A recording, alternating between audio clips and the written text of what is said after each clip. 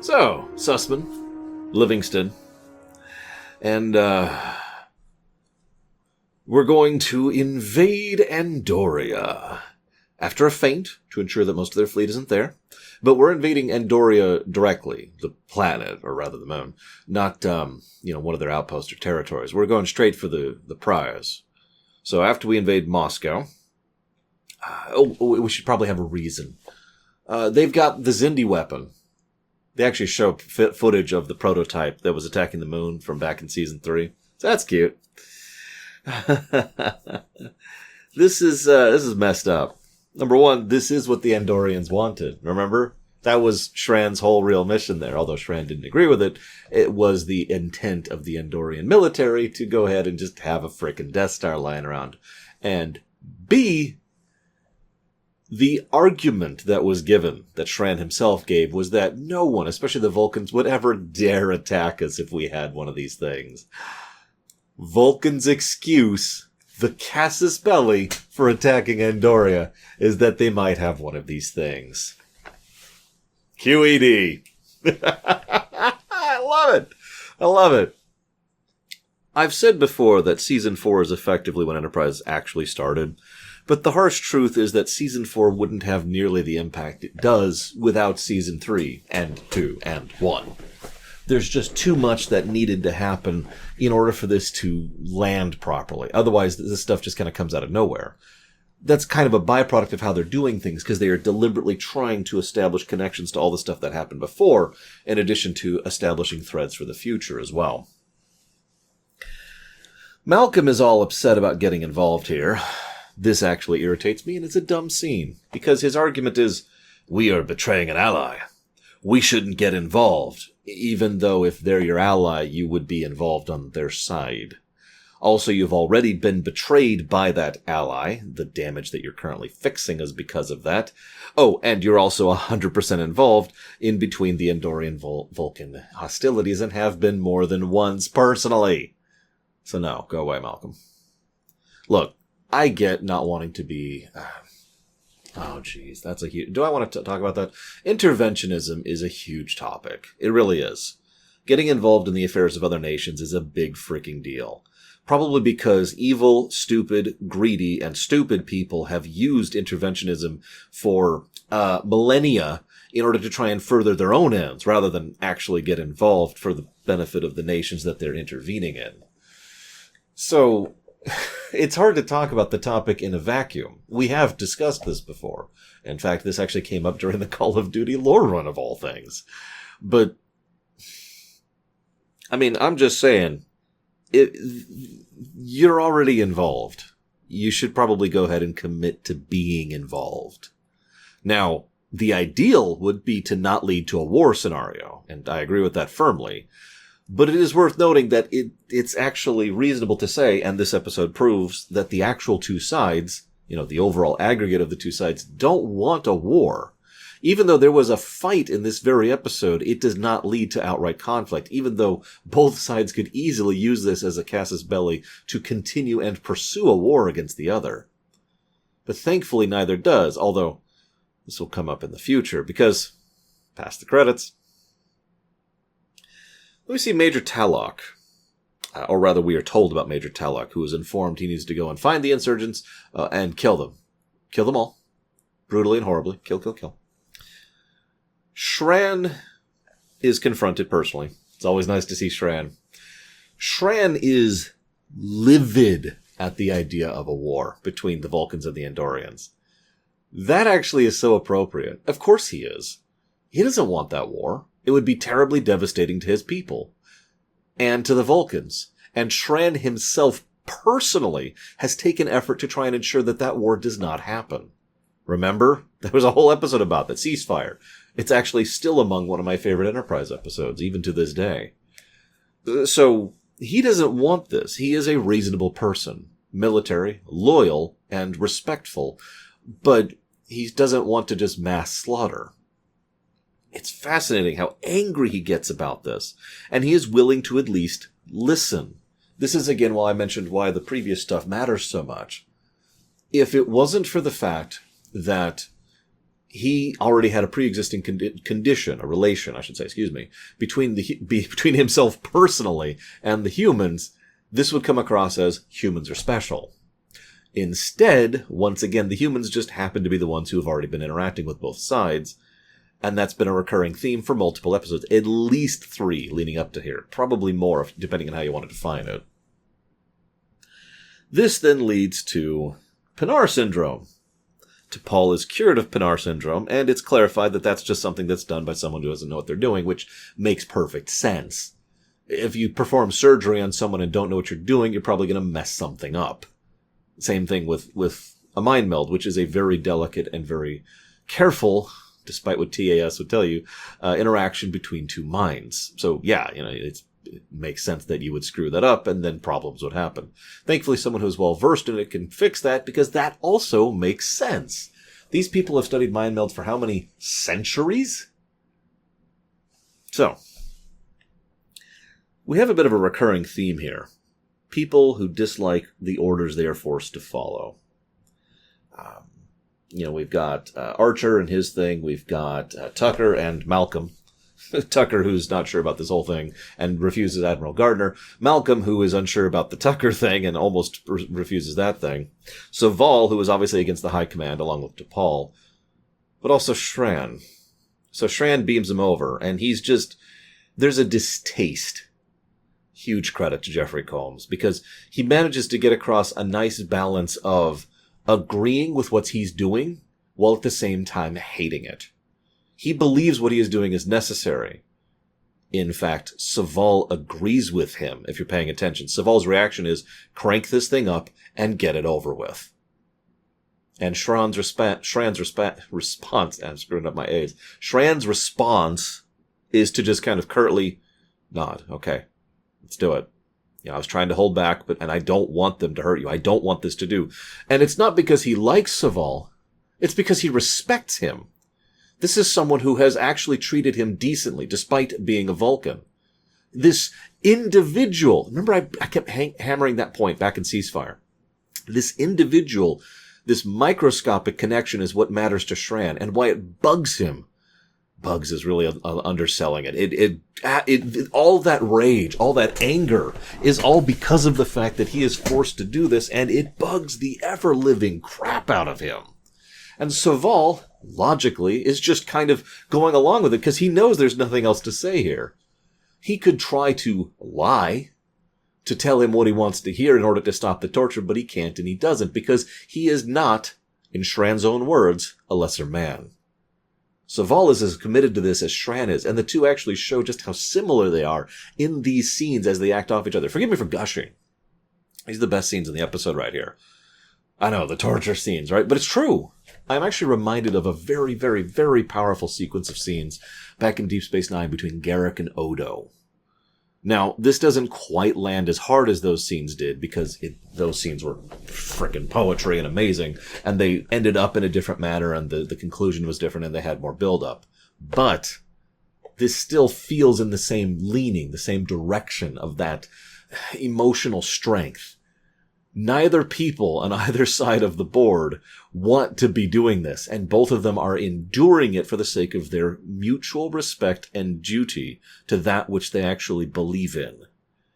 Shran finally relents when the Earthship attacks him. Indeed, what actually finally pushes the article is him saying, all right, no, I don't want to make an enemy of the humans too. I don't want to make an enemy of the Vulcans at this point. At least not of you. So Shran finally acquiesces on this point. This is... God, it's such a powerful moment. I'm sorry for gushing. Again, it's several scenes. It goes across several scenes, but it's so powerful. Especially because what ends up happening is then Shran goes into the medical bay and is obviously and legitimately concerned for Saval. Tucker doesn't get that. Which makes sense. Tucker doesn't think like this. For all of Tucker's mentality and intelligence and loyalty, he's not on the same wavelength. But Shran is, and Shran flat out states, like I said, Saval would understand. Saval knew what he was doing. And out of that respect and mutual admiration, he decides, as one soldier, as one loyalist to another, he's going to take this information as red, or black, I guess, as true. depending on how you want to define that accounting-wise, and say, we're going to deal with this. And Tran puts his weight and his career and his people on the line because he does have faith in this now. Faith of the heart, you might say. And, sorry. I love it. Because, well, this is another domino, isn't it? But I'll get back to that in just a minute. So then they go, and it's only 7 ships versus 12. The Vulcans are going to win that fight. And indeed would have won that fight. Although they would have won it at cost, which would have led to the rest of the Andorian fleet probably pounding the Vulcan fleet. And that would be bad for everyone. Both sides would be severely weakened, and the immediate retaliations would probably lead to a huge amount of casualties on both sides. Never mind a massive weakening of both sides' military, not military. Their ability to project. A ship isn't just something that can shoot another ship. It's something that can move, transport, scan, find, fight, recon, etc.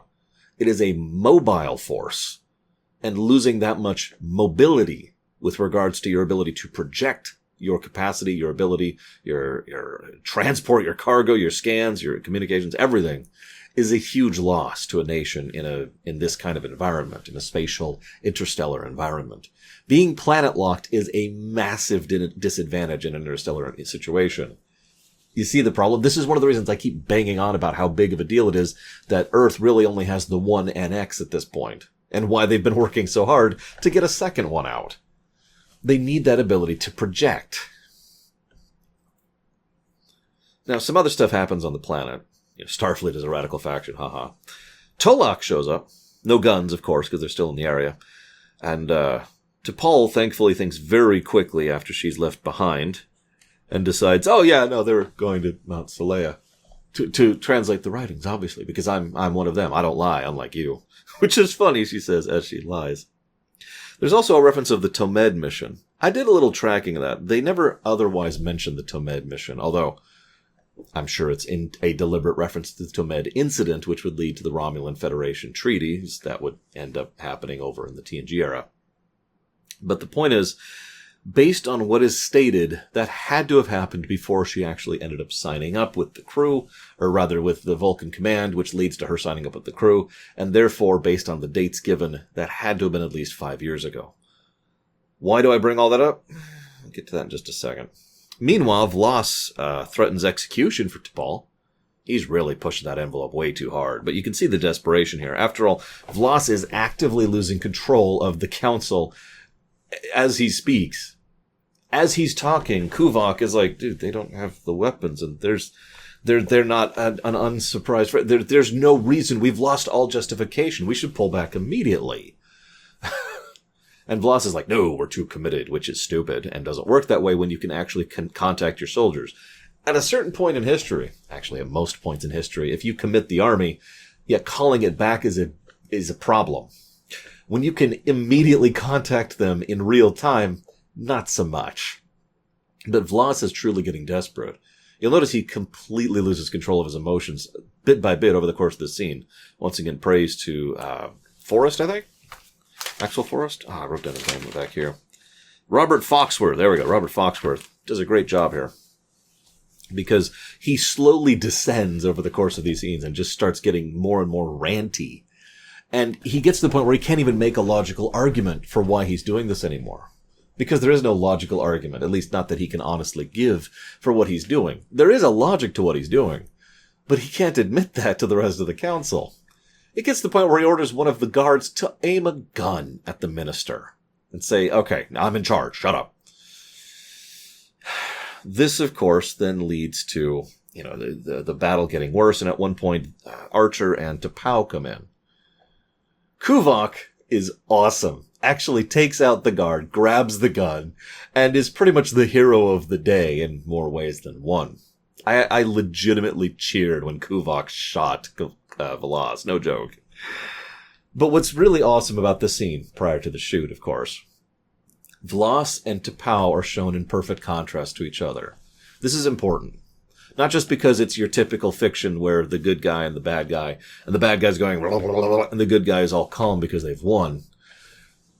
This is old Vulcans versus what Vulcans should be.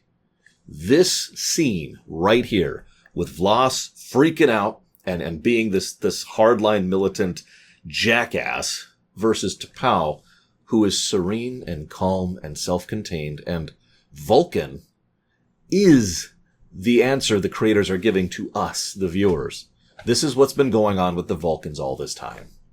This is a literal side-by-side comparison. This is going away. Please stick with us.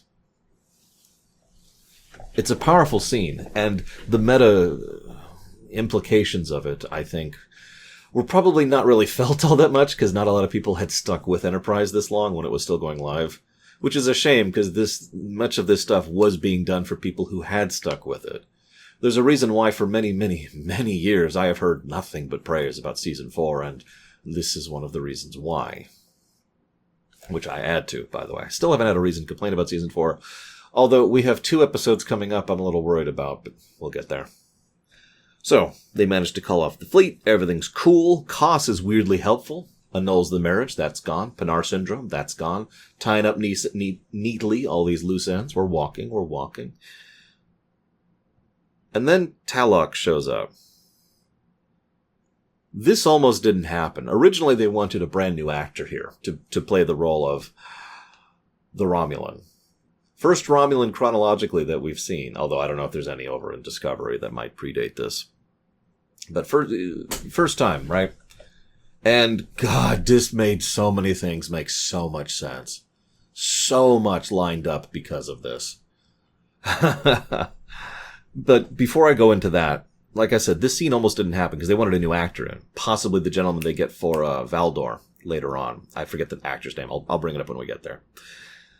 But they couldn't do that. They, remember, really restrained budget, really restrained footage schedule, and they just couldn't afford anything new or anyone new.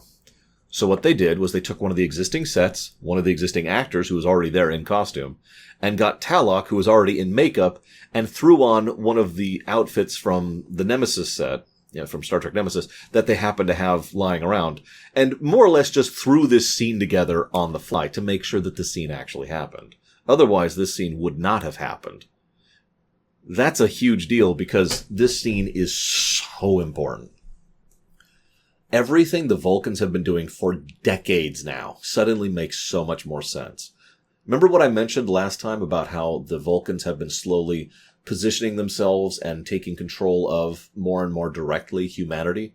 They even mention in this episode, we're not going to be watching over your shoulder anymore. And there's an implication that the connection between the two is simultaneously strengthened, but at the same time chopped, for lack of a better way to put it. That rather than this, it's going to be more like this visual metaphor. But the other thing is, so that would make perfect sense for why Romulans would be pushing for that. Romulans controlling Vulcans, controlling humans would be in their overall best interest. And this is such a Romulan thing to do. To stir up all the little nations so that all of them are fighting each other, so that none of them are a threat to the Romulan Star Empire. All of this lines up so neatly, I cannot believe this wasn't planned. Because it wasn't. I know it wasn't. This is a total certainty moment. The other thing, though, I mentioned the whirlpool. I implied that, and I talked about the Earth approach. But what's really engaging about this to me, more than anything else, is this is foreshadowing.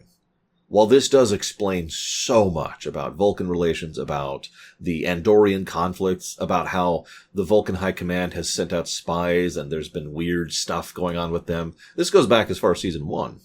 This was also brought up in Season 2.